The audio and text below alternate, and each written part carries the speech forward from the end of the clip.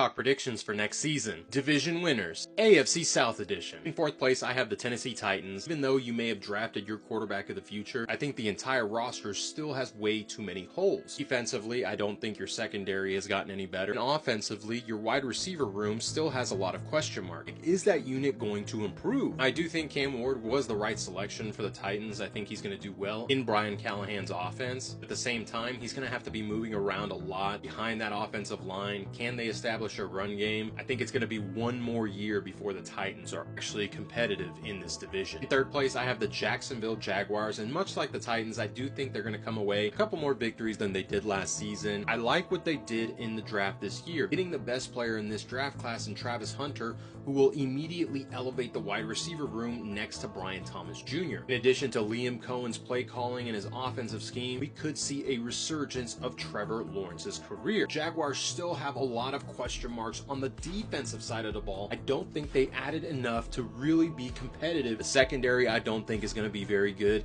And then your interior defensive line, I think is still going to be gashed, giving up chunk runs after chunk runs. They have some really good players on defense, but I don't think it's enough. In second place, the Indianapolis Colts. I really like what they did, not only in free agency, but in the draft. I do think they truly have a competitive team to try and make a run at the division title and get back into the playoffs. The biggest thing is going to be, what does the development look like for Anthony Richardson? Yeah, they brought in Daniel Jones, but let's be realistic. I think Anthony Richardson can give you a lot more. It is his third year in the league, and that was his main thing. He needed more snaps in order to develop as a passer. Ultimately, with all the pieces that the Colts have, they have a winning roster. Going to be up to the quarterback play the Colts to get back into the playoffs and potentially win the division. In first place, once again, I have the Houston Texans. That front office have built one of the best defenses in the league, best fronts, one of the best secondaries. They will create turnovers. They will give the offense opportunity. And I do expect a bounce back year for CJ Stroud this coming year. Of course, the biggest thing is offensive line. Now, I do think the offensive line is going to be the weak point of this offense. With their new offensive coordinator, I think he can mask the issues in pass protection with his ability to mix in his play calling coming from that Sean McVay coaching tree. Really excited to see how CJ Stroud's going to look in this new offense.